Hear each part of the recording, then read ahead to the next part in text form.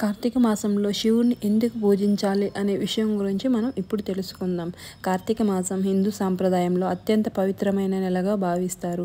ఈ నెలలో శివుని పూజించడం ద్వారా ఆధ్యాత్మిక శక్తి, పాపక్షయం మరియు మోక్షప్రాప్తి కలుగుతుందని శాస్త్రజ్ఞులు చెబుతున్నాయి.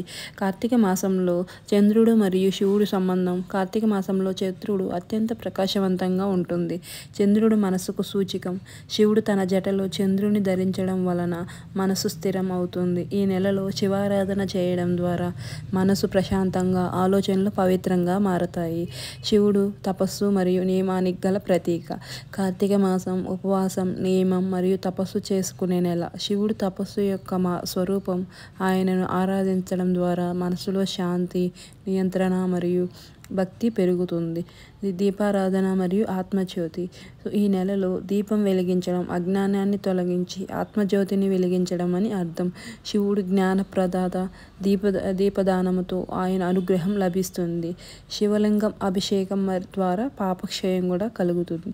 కార్తీక మాసంలో స్నానం చేసి శివలింగంపై అభిషేకం చేయడం వల్ల శరీర, మనస్సు, ఆత్మ మూడు శుద్ధి చెందుతున్నాయి.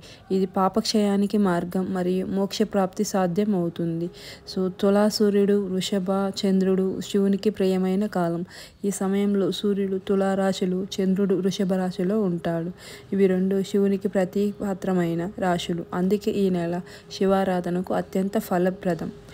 కార్తీక మాసం శివ విష్ణువుల సమన్వయ మాసం.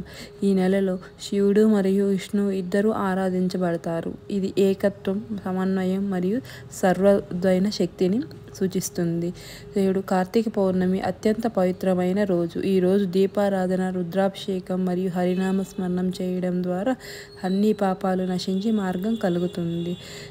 కార్తీక మాసం అంటే జ్ఞానం, నియం, శాంతి మరియు భక్తి యొక్క నెల. శివుని పూజించడం అంటే మనసులోని జ్ఞాని తొలగించి ఆత్మజ్యోతిని వెలిగించడం.